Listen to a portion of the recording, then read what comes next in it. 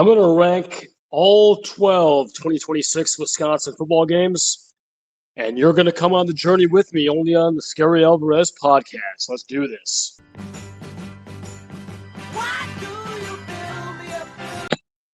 Scary Alvarez is back.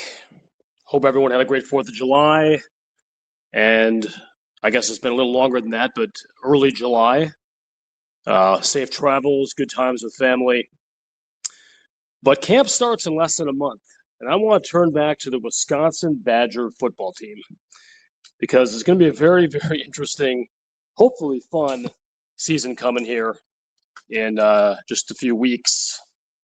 And I want to talk about the schedule. The narrative has very much been that this is a cake schedule. Some of that is due to the fact that last year's was preposterously difficult.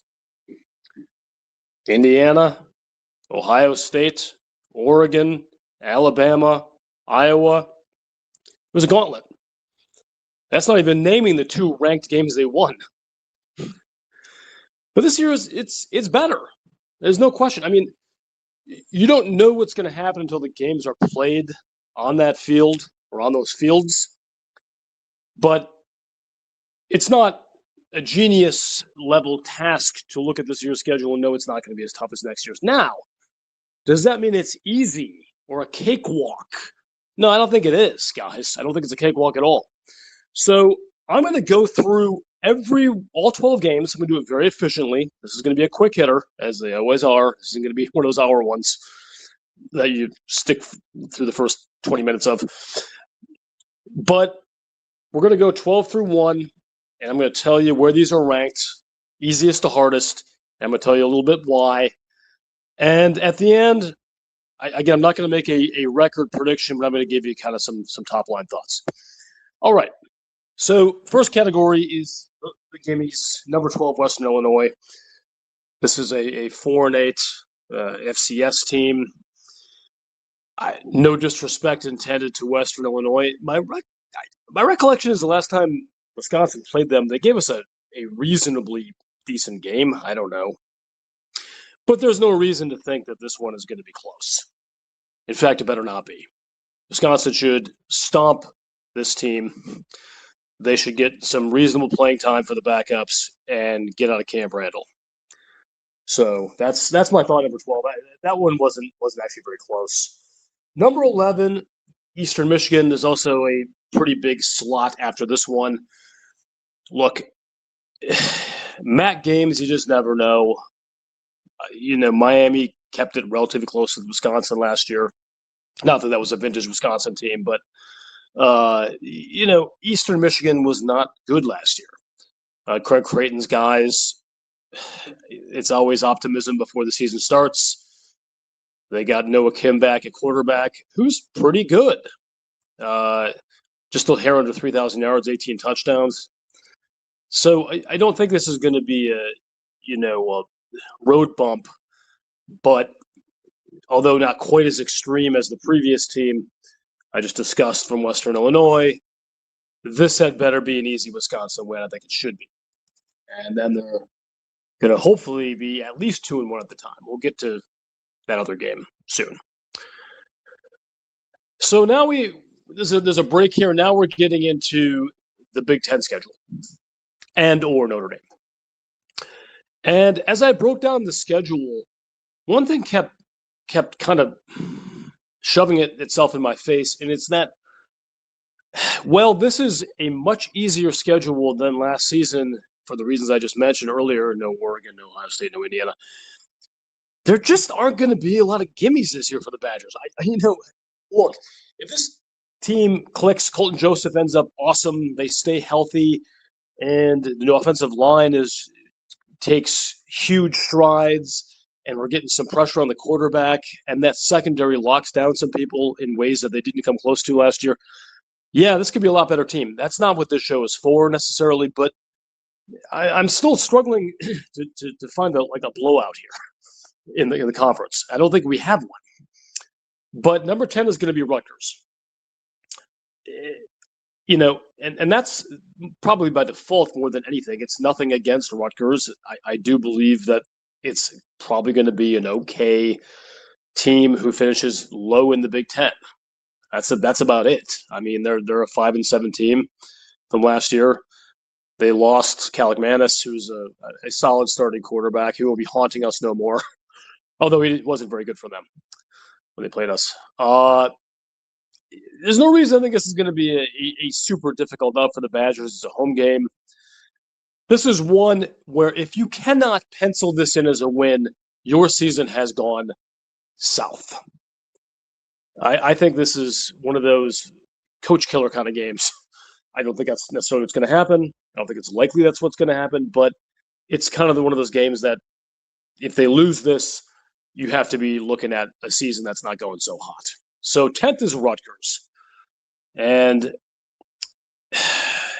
I guess there's not much of a gap between 10th and 9th and 8th here, but 9th I'm going to say at Purdue.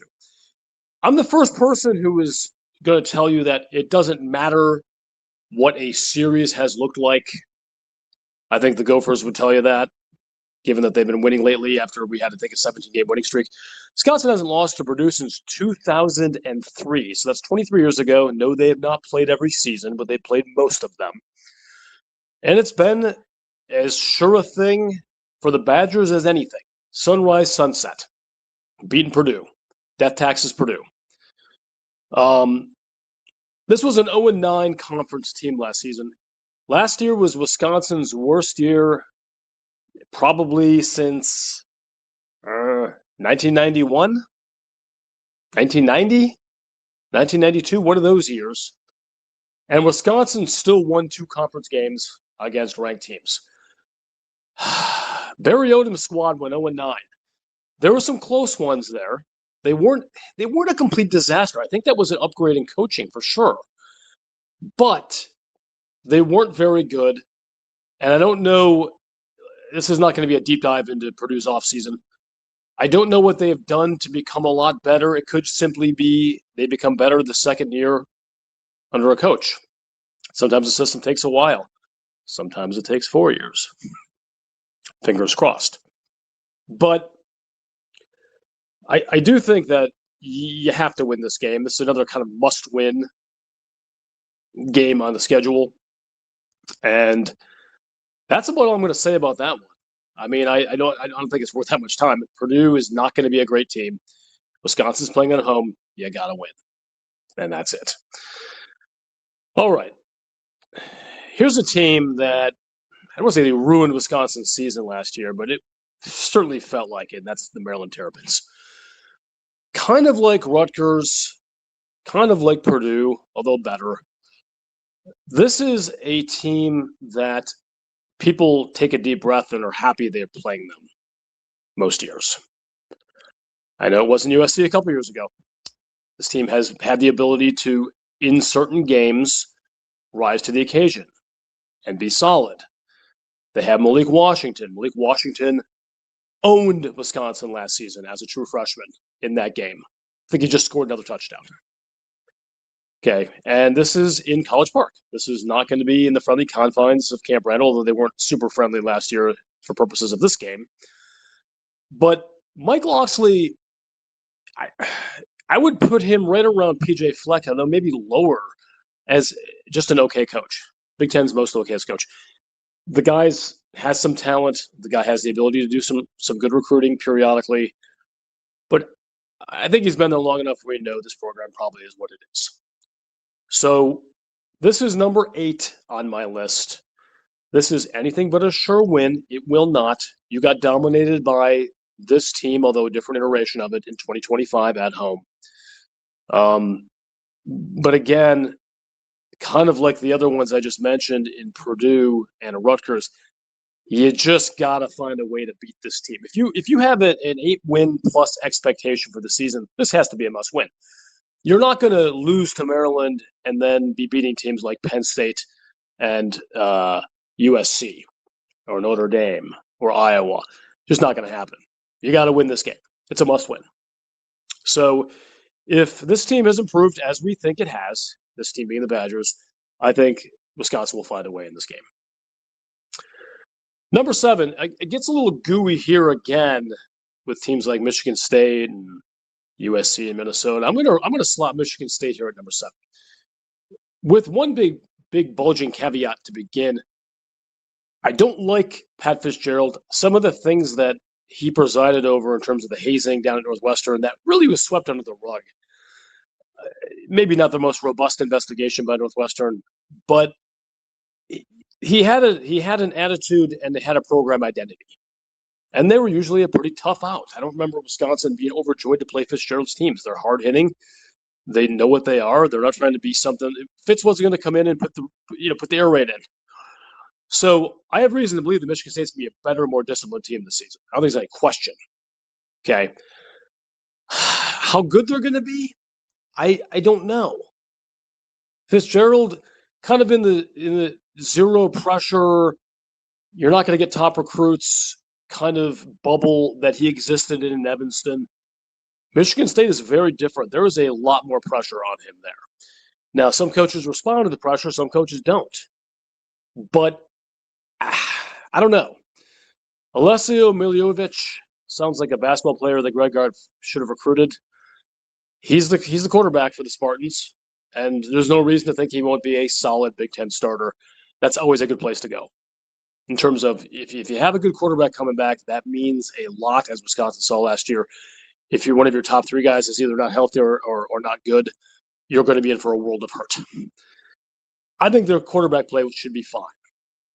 But this is one, maybe it wouldn't be as embarrassing a loss as Rutgers would be, but it's one you just simply have to dig down and find a way to win if you were going to be an 8-win team. You can't lose to Michigan State at home. You just can't do it.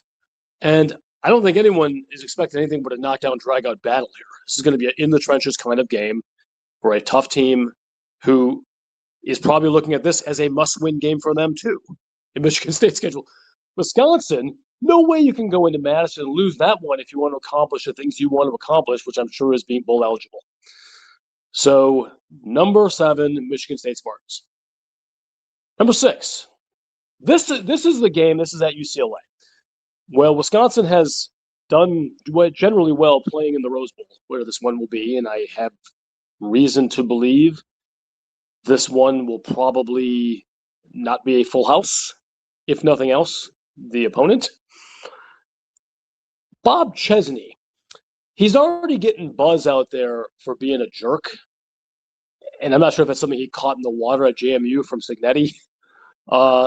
That's not necessarily the worst thing in the world. I'm not saying look, being a nice guy is okay. I'm not saying you shouldn't be a nice guy. Paul Chryst was. But Chesney's already hearing it from the coddled press out in Westwood. But this is a guy coming off a college football playoff at a smaller school. 21-6 in the previous 2 seasons after taking over for Signetti. Yes, Signetti didn't leave the cupboard bare. He brought some really good players with him from JMU, but he left the keys in what appears to be capable hands and the cupboard not bare. And Chesney has looked the part. He's been real good. His resources have probably skyrocketed, although I don't really know the dynamics at UCLA football. It's a little bit quirky. You think it's a big school with a proud tradition and it's going to be awesome. That football program has floundered for years and years and years. I don't know what they are, but I have reason to believe that Chesney is going to have it in a better place than it was in 2025, 2024, 2023. He should be pretty good.